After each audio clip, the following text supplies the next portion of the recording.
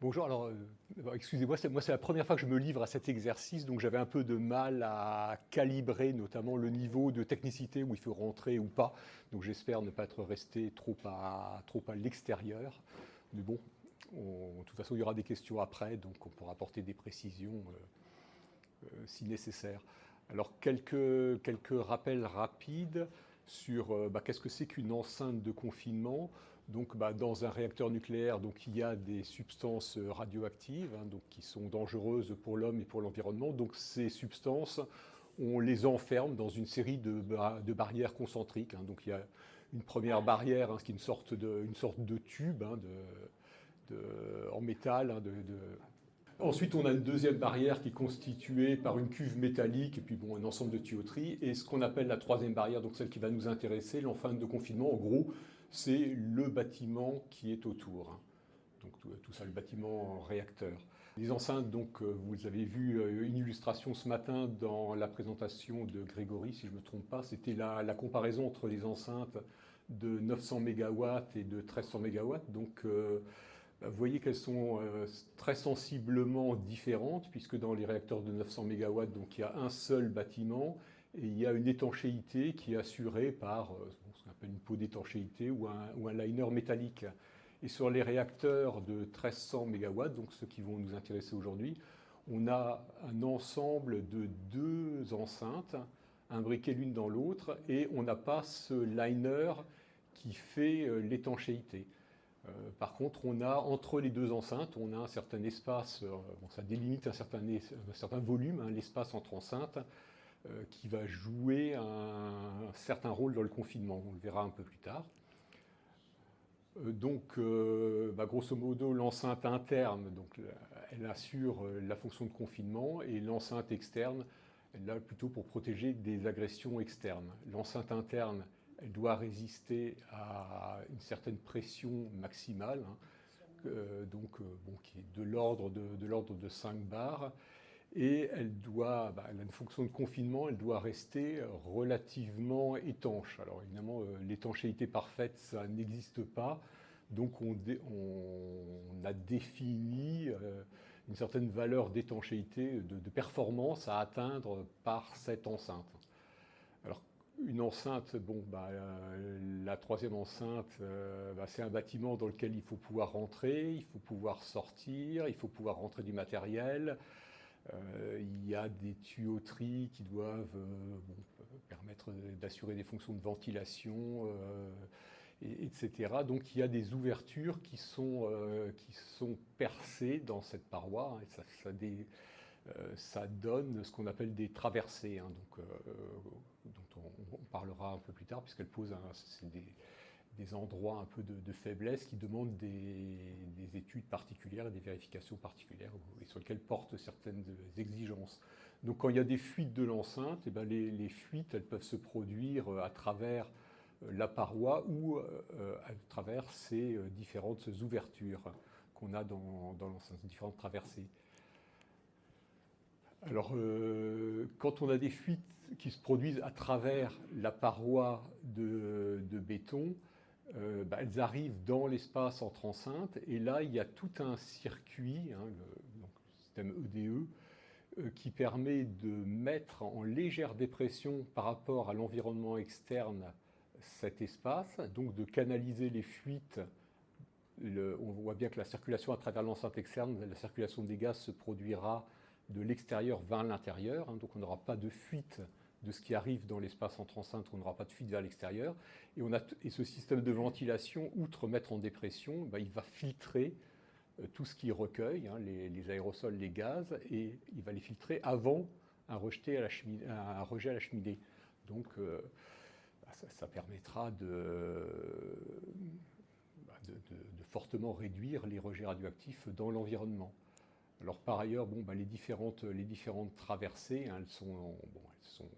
il y a certaines qui peuvent être ouvertes en fonctionnement, mais enfin lors d'un problème, tout est fermé, et sauf quelques exceptions, notamment il y a une certaine traversée là qu'on verra un peu plus tard, la traversée de double enveloppe, qui elle, pour la gestion d'accidents, doit au contraire être ouverte, et donc on est amené à faire circuler en dehors de l'enceinte des des produits radioactifs, mais dans un circuit fermé. On ne le met pas dans l'environnement.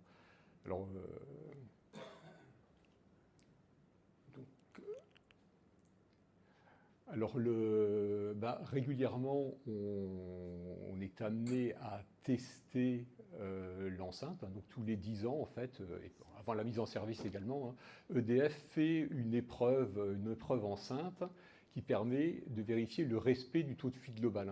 L'enceinte fuit quand on a une pression importante dans le bâtiment réacteur. Donc on vérifie en faisant monter l'enceinte en pression, on vérifie qu'à la pression dite de dimensionnement, on a bien un taux de fuite qui est inférieur à celui qui a été défini par le décret d'autorisation de création. Alors sur les enceintes à double paroi, donc les 1300 et puis les quelques réacteurs de 1450 MW, on a des taux de fuite qui sont parfois un peu élevés par rapport, alors ils sont inférieurs aux critères, mais on aurait voulu des marges un peu plus importantes. Donc EDF, pour suppléer à ce problème, a mis en place un système de revêtement composite. Donc c'est des revêtements, à la fin, quand c'est bien en place, ça se pose en différentes couches, et quand c'est bien en place, ça ressemble à des... On m'a dit que c'est la technologie qui est utilisée pour les coques de bateau. Donc on a des petites... ça fait une sorte de support, de revêtement rigide, en matériaux type coque de bateau, d'environ 2,7 mm d'épaisseur, et qui sont posés en quantité très variable suivant les enceintes, puisque ça dépend des taux de fuite qui ont été observés sur ces enceintes. Donc il y en a sur toutes les enceintes. Quelquefois, c'est quelques centaines de mètres carrés sur certaines enceintes dans des zones vraiment très limitées.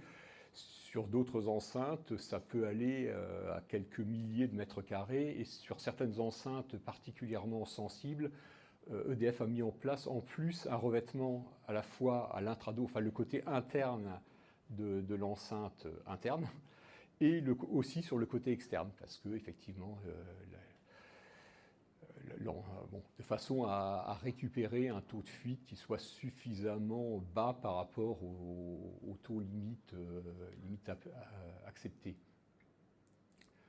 Donc avec la présence de ces revêtements, ça permet de renforcer le respect du critère de taux de fuite global des enceintes. Donc la pose de revêtement, EDF a dû la commencer aux alentours de 1998, je crois, pour les premiers revêtements.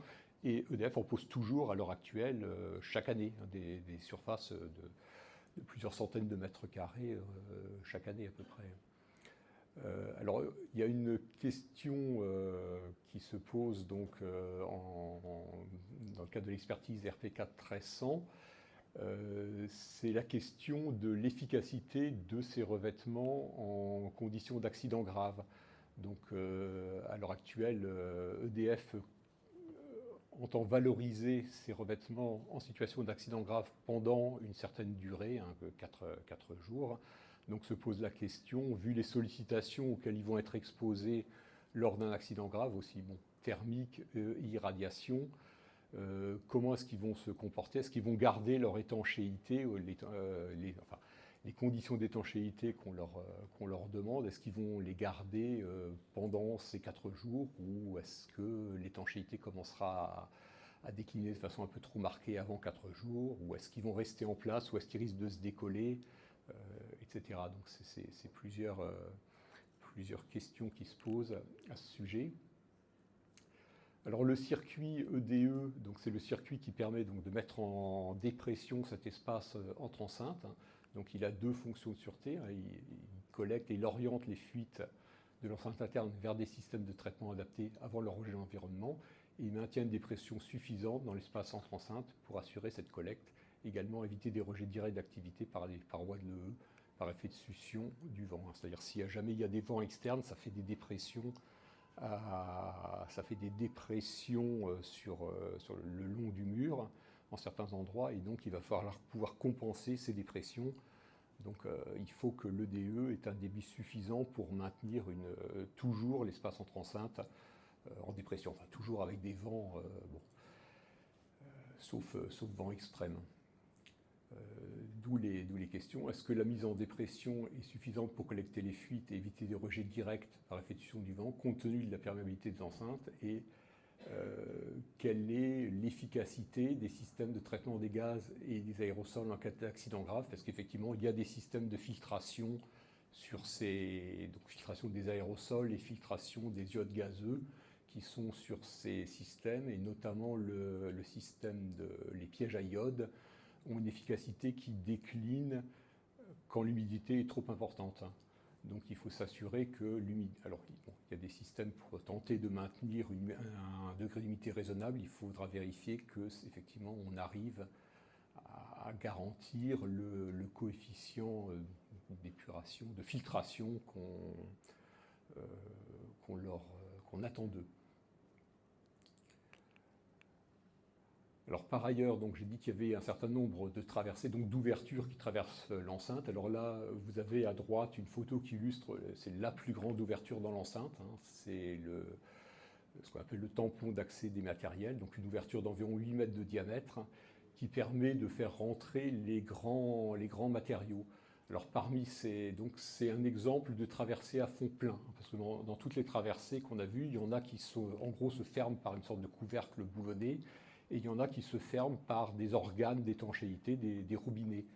Et donc il faut garantir en accident grave que l'étanchéité sera préservée pendant une très longue durée de temps. Alors sur ces traversées à fond plein, l'étanchéité elle est assurée par des systèmes de joints qui sont entre le couvercle et puis la partie fixe.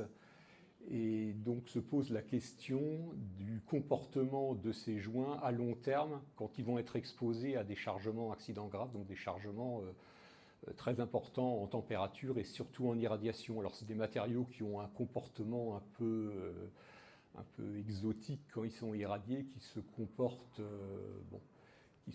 moins bien. Donc il faut expertiser un dossier d'EDF qui vise à montrer que l'étanchéité de cette traversée, plus une autre traversée un peu semblable, seront bien maintenues en condition d'accident grave. Alors, il y a une autre question donc, qui sera étudiée, c'est qu'en dehors de ces traversées à fond plein, donc il y a les traversées en gros, il y en a une centaine par enceinte, et donc il y a la grande majorité de ces traversées sont des traversées avec des organes d'isolement, des robinets d'isolement. Donc en général, il y en a un à l'intérieur, un à l'extérieur, et il faut aussi que c'est des organes qui sont testés extrêmement régulièrement, et ils peuvent présenter un taux de fuite. Alors il y a toujours un taux de fuite, mais il faut qu'il demeure faible. Et donc depuis des années, on dialogue avec EDF, c'est sur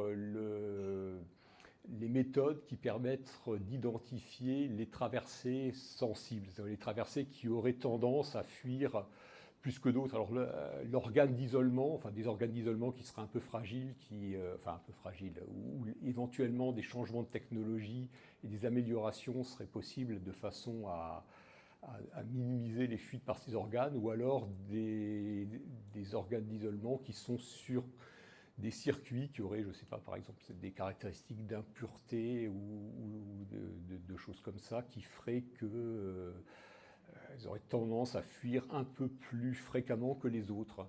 Donc EDF est en train de développer une démarche traversée sensible, dont l'objectif est d'identifier les traversées les plus problématiques, et conduisant, dont une fuite conduirait aux conséquences les plus négatives, de façon ensuite à essayer de trouver des pistes d'amélioration de l'étanchéité de ces traversées. Et on a une dernière question. Donc il y a une traversée qui est très particulière, c'est les traversées qu'on appelle double enveloppe. Donc ce sont en fait des traversées qui sont tout au fond du bâtiment réacteur. Donc en cas d'accident, il y a de la vapeur d'eau. La vapeur d'eau, elle va se condenser puisque le bâtiment, de toute façon au début il est froid, etc. Elle va se retrouver sous forme d'eau dans le fond du bâtiment réacteur. Donc au début, EDF injecte de l'eau de façon à maintenir l'inventaire du réacteur en cas de perte d'eau. Il injecte de l'eau en partant d'un réservoir, et puis au bout d'un certain temps, ce réservoir sera vide. Mais à ce moment-là, on bascule sur une prise d'eau en partie basse du réacteur. Donc on a ces traversées qui sont en partie basse du réacteur, donc qui sont noyées en partie dans le béton. Et comme il faut pouvoir absolument les manœuvrer, etc., en conditions d'accident, enfin, il y a une seule isolation qui se fait par un horloge. Je ne sais pas ce que j'ai fait là. Il faut que je revienne. Ah oui, comme ça. Ah oui, c'est là, le pointeur est là. Donc, qui est à l'extérieur du réacteur. Et toute cette traversée, la tuyauterie, c'est en gros la partie qui est en jaune, et elle est contenue dans une sorte de deuxième tuyauterie à l'extérieur qui récupérerait les fuites si jamais il y avait une fuite de la traversée. Et cette deuxième tuyauterie, dans certains cas, on remarque qu'il y a un peu d'eau à l'intérieur, avec deux sources possibles. Enfin, EDF a étudié le problème, et c'est une tuyauterie qui est très difficile d'inspection. Alors là aussi, il y a des travaux pour améliorer l'inspectabilité, puis EDF est en train de déployer un certain système. Donc se posent des questions en fait, de tenue à la corrosion, de l'importance de la corrosion, l'identification de la corrosion, des phénomènes de corrosion, et puis de leur tenue s'il y a une certaine corrosion. Enfin, jusqu'à quel moment est-ce qu'elles tiennent, et à quel moment est-ce qu'elles seraient... est-ce qu'elle présenterait un risque d'endommagement? Voilà, c'est l'ensemble des questions qu'on va examiner dans ce cadre-là sur les problématiques confinement.